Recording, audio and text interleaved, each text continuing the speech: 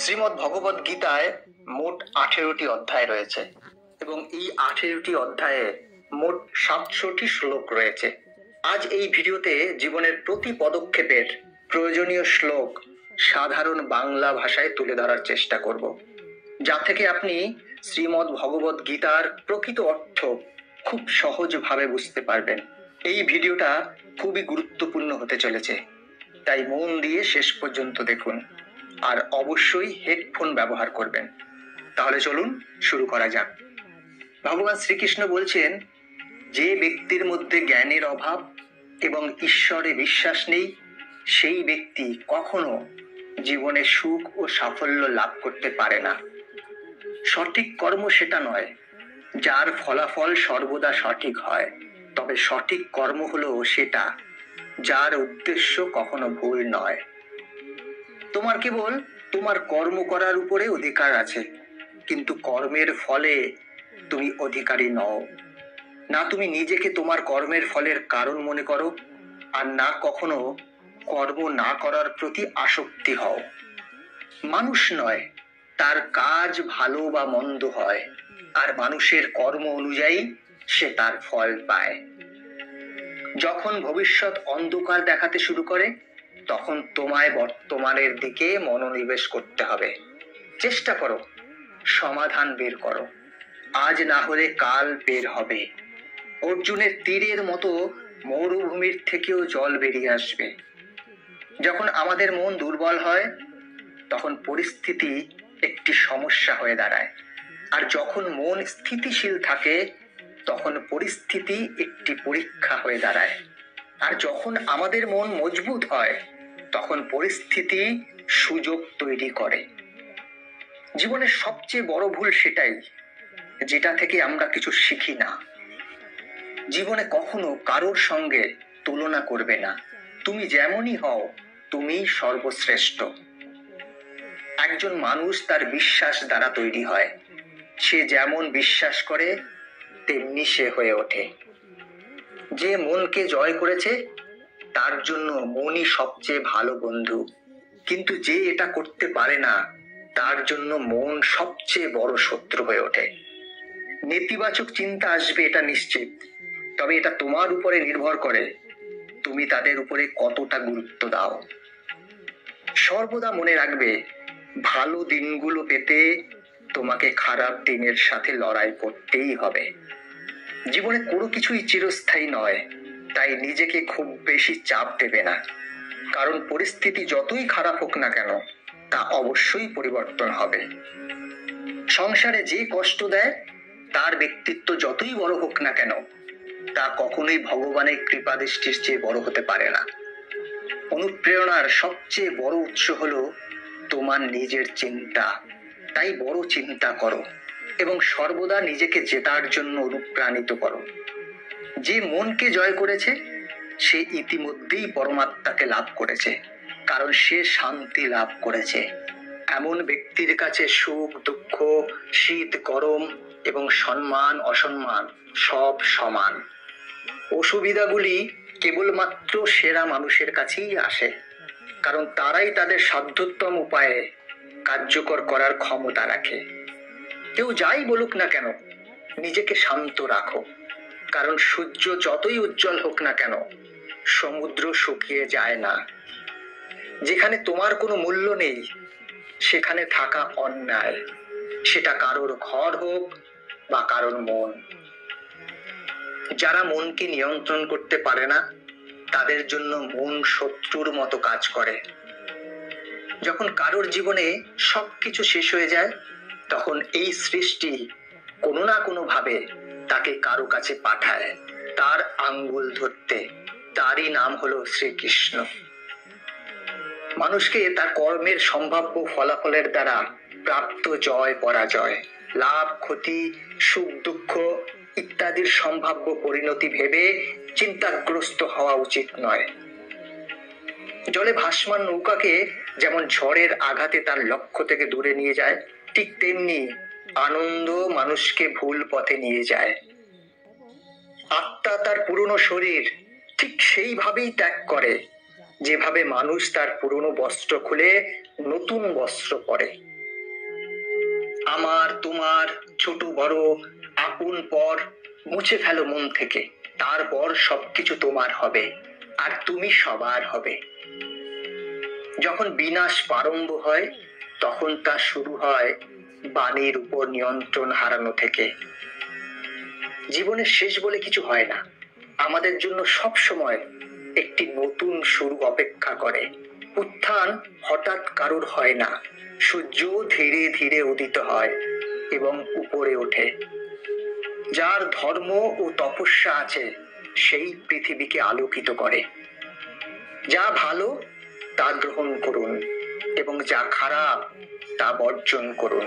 তা চিন্তা, ধর্ম বা মানুষ যাই হোক না কেন, মন্দ বড় হোক বা ছোট, সব সময় ধ্বংস ডেকে আনে। কারণ নৌকার গর্ত ছোট হোক বা বড়, তা নৌকাকেই ডুবিয়ে ছাড়ে। আমি ব্যক্তিগতভাবে আমার পরম ভক্তদের কল্যাণের দায়িত্ব নিই, যারা সর্বদা আমাকে স্মরণ করে বা শুদ্ধ মনে আমাকে পুজো করে। পরিবার বা সমাজ দুটোই ধ্বংসের পথে চলে যায় যখন জ্ঞানী ব্যক্তি নীরবতা পালন করে আর অজ্ঞানী বলতে থাকে। হে অর্জুন, যে ব্যক্তি পূর্ণ বিশ্বাসের সাথে কোনো দেবতার পুজো করতে চায়, আমি সেই দেবতার প্রতি তার বিশ্বাস দৃঢ় করে দিই। তুমি ফিরে যেতে পারবে না আর শুরুকে পরিবর্তন করতেও পারবে না, কিন্তু তুমি যেখানে আছো সেখান থেকে শুরু করতে পারো আর শেষকে অবশ্যই পরিবর্তন করতে পারো। যখন আশা ভঙ্গ হতে শুরু করে আর কোনো পথ দেখা যায় না, তখন অবশ্যই একবার শ্রীমদ্ ভগবত গীতার আশ্রয় নেবে। সময়ের আগে প্রাপ্ত জিনিস তার মূল্য হারায় এবং সময়ের পরে প্রাপ্ত জিনিস তার গুরুত্ব হারায়। যারা বুদ্ধি ত্যাগ করে আবেগে ভেসে যায়, সবাই তাদের বোকা বানাতে পারে। পৃথিবীর সামনে যে জেতে, শুধু সেই বিজয়ী হয় না। যে জানে কোন সম্পর্কের সামনে কখন কোথায় হাঁটতে হবে, সেও বিজয়ী হয়। একজন ব্যক্তি যা ইচ্ছে তাই হতে পারে যদি সে অবিরত বিশ্বাসের সাথে কাঙ্ক্ষিত জিনিসের উপর ধ্যান করে। নিজেকে কখনো দুর্বল মনে করো না। পড়ে গেলে ওঠার চেষ্টা করো, লড়াই করো, পূর্ণ নিষ্ঠার সাথে তোমার দায়িত্ব পালন করো। বাকি সব আমার উপর ছেড়ে দাও। তোমার কষ্টের জন্য পৃথিবীকে দোষারোপ করো না। তোমার মনকে বোঝাও, তোমার মনের পরিবর্তনই আনবে তোমার দুঃখের সমাপ্তি। তোমার নিজের ইচ্ছা শক্তির মাধ্যমে নিজেকে নতুন আকার প্রদান করো। কখনো নিজেকে নিজের ইচ্ছার দ্বারা অপমানিত করো না। ইচ্ছা তোমার পরম বন্ধু হতে পারে, আবার পরম শত্রুও। সময় কখনো সব সময় এক সমান থাকে না। তাদেরও কাঁদতে হয় যারা অকারণে অন্যকে কাঁদায়। প্রতিদিন ভালো নাও হতে পারে, কিন্তু প্রতিদিনের মধ্যে অবশ্যই ভালো কিছু থাকে। ধৈর্য ধরো। জীবনে কখনো কখনো ভালো ফল পেতে তোমাকে সবচেয়ে খারাপ সময়ের মধ্যে দিয়ে যেতে হবে। কান্না থামাও, নিজেই নিজের সমস্যার সাথে লড়াই করতে শেখো। কারণ যারা সঙ্গ দেয় তারাও শ্মশান পর্যন্তই সঙ্গ দিতে পারে, তারপরে নয়। সময় যখন বিচার করে তখন সাক্ষীর প্রয়োজন হয় না। হে ভরতবংশী, দেহের মধ্যে থাকা জীবিতকে কখনো হত্যা করা যায় না, তাই কোনো জীবের জন্য তোমার দুঃখ করার দরকার নেই। মানুষের মানবতা ঠিক ওই সময় নষ্ট হয়ে যায় যখন সে অন্যের দুঃখে আনন্দ পায়। সময় শেখায় জীবন কারোর জন্য অপেক্ষা করে না, আর না কারোর জন্য থামতে পারে। জীবনও তার সাথেই খেলে যে খেলোয়াড় সেরা হয়। কষ্ট সবার একই রকম হয়, কিন্তু আত্মবিশ্বাস সবার আলাদা আলাদা। কেউ হতাশ হয়ে ছিন্ন ভিন্ন হয়ে যায়, আবার কেউ সংগ্রাম করে জ্বলে ওঠে। মানুষকে তার কর্মের সম্ভাব্য ফলাফলের দ্বারা প্রাপ্ত জয় পরাজয়, লাভ ক্ষতি, সুখ দুঃখ ইত্যাদির সম্ভাব্য পরিণতি ভেবে চিন্তাগ্রস্ত হওয়া উচিত নয়।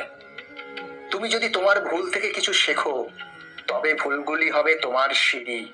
আর যদি তুমি না শেখো, তবে ভুলগুলো সাগর হয়ে যাবে।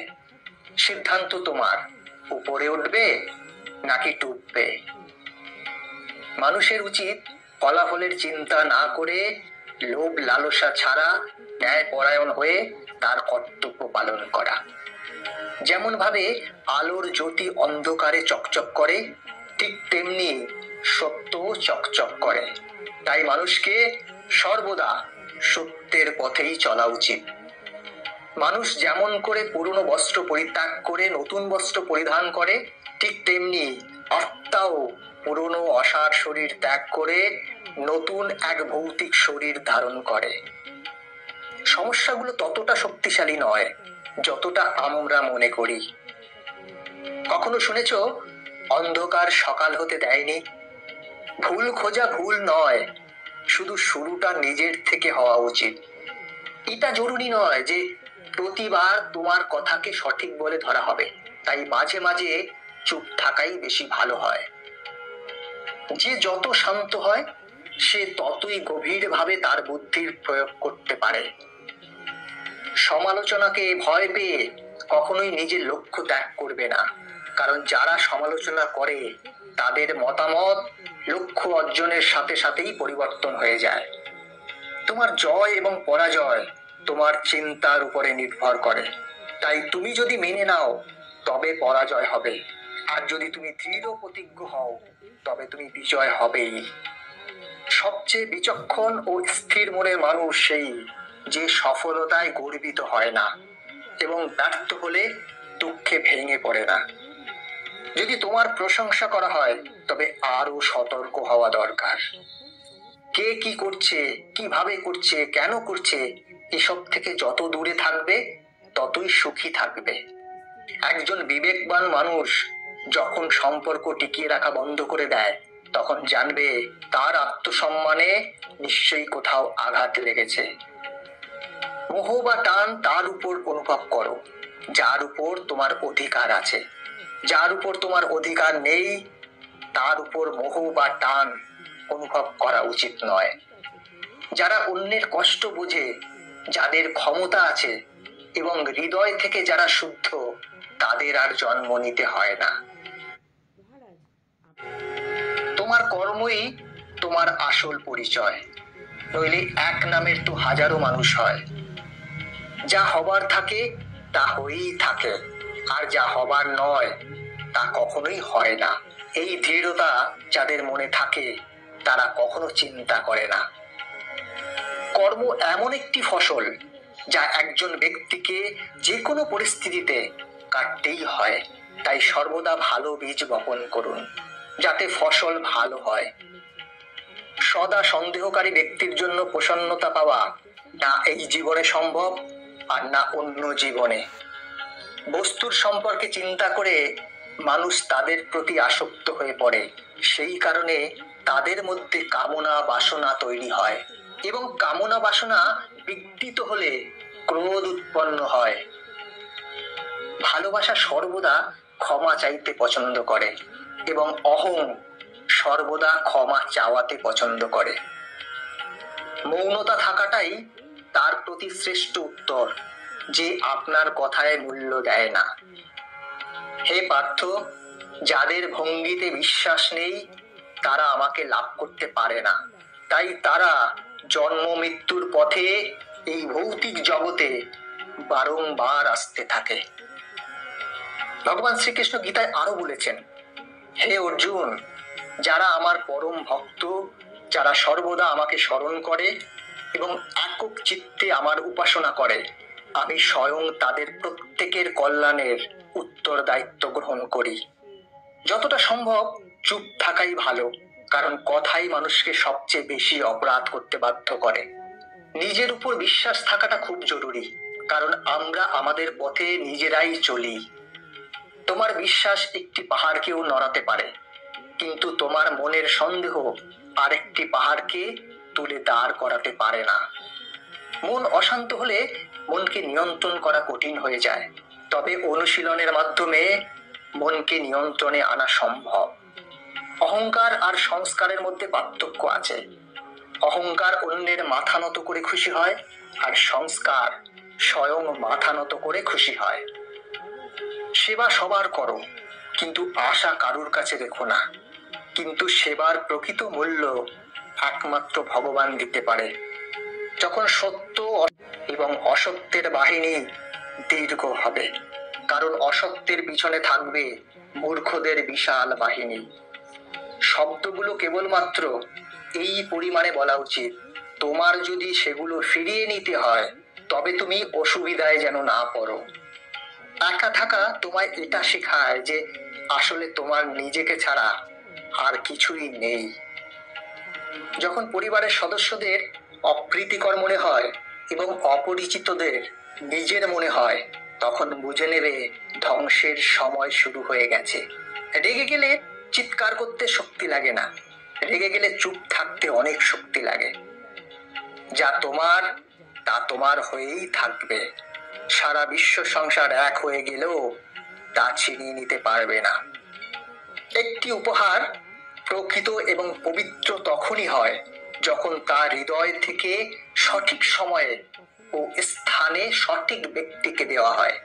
আর যখন উপহার দানকারীর হৃদয় সেই উপহারের বিনিময়ে কিছু পাওয়ার আশা থাকে না। তুমি যদি জীবনে খুশি হতে চাও তবে তোমার কি আছে তার দিকে বেশি মনোযোগ দাও, অন্যদের কি আছে সেই দিকে নয়। তোমাদের সমস্ত কষ্ট সেই দিনই শেষ হবে যখন তোমরা বিশ্বাস করবে যে তোমাদের সমস্ত কাজ ভগবানের ইচ্ছে হয়। যে ব্যক্তি পরিষ্কার এবং সোজা কথা বলে তার কথাবার্তা অবশ্যই কঠোর, কিন্তু সে কখনো কাউকে ঠকায় না। প্রতিকূলতায় ধৈর্য, সমৃদ্ধিতে দয়া এবং সংকটে সহনশীলতা, এগুলোই হচ্ছে মহান মানুষের বৈশিষ্ট্য। স্বর্গ লাভ করে বহু বছর সেখানে বসবাস করার পর একজন ব্যর্থ যোগী আবার ধার্মিক ও সমৃদ্ধ পরিবারে জন্মগ্রহণ করে। এই সংসারের দুই প্রকারের ব্যক্তিরা স্বর্গের উপরের দরজা পায়। এক, যারা ক্ষমতাবান হয়েও ক্ষমা করা জানে তারা, আর দুই, যারা স্বয়ং দরিদ্র হওয়া সত্ত্বেও দান করে। প্রেম শরীর বা সৌন্দর্য দেখে হয় না, প্রেম হৃদয় থেকে আসে। যেখানে দুটি হৃদয় মিলিত হয় সেখানেই ভালোবাসার জন্ম হয়। কোনো ব্যক্তিকে ভালোভাবে না জেনে অন্যের কথা শুনে তার সম্পর্কে কোনো অনুমান করা বোকামি। যদি শুদ্ধ মনে কিছু চাওয়া হয় তা ভগবান যা ভাগ্যে আছে তার চেয়েও বেশি দেন। সৌন্দর্য নির্ভর করে তোমার দৃষ্টিকোণের উপর। কেউ কাদায় ফুটে থাকা পদ্ম দেখে প্রলুব্ধ হয়, আবার কেউ চাঁদেও দাগ